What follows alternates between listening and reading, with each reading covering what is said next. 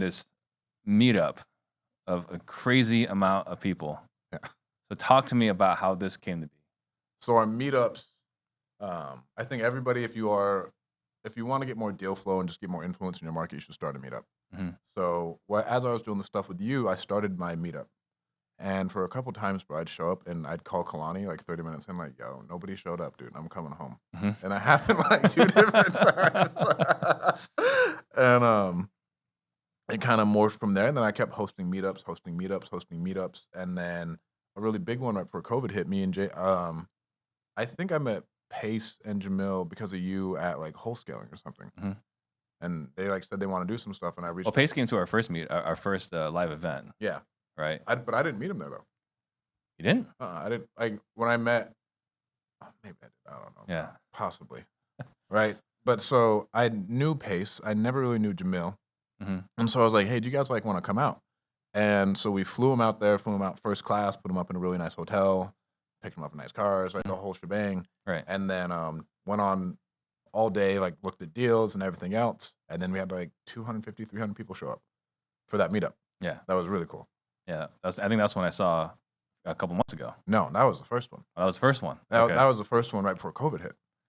Gotcha. This is was this Pace and Jamil Do America? Yeah, this was Pace and Jamil Do America style. Okay, got it. And then so at the end of 2021, me, Dean, and Jason all got on the phone because like Dean had started the meetup, I had a meetup, Jason had one, and me and Jason had already like done them together. Yeah. And we're like, bro, why don't we just like do this together? Like because like sometimes like we would throw like 2, like one week, one another week. It'd mess with the attendance, and it'd be like 2 how to do this meetups in a row.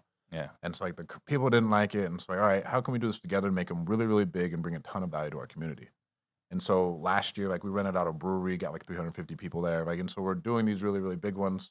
We don't charge for them. The last one with Pace and Jamil, we charged for them, but I think it was, I don't even, $25 to $100, and we got like 600 plus people there. Yeah. And that one was really cool, and that was just a all-day meetup where everybody got to come network, learn. Last night we had a women's panel of 4 amazing women, and we had 250 people there. Yeah. And So so, an all-day meetup.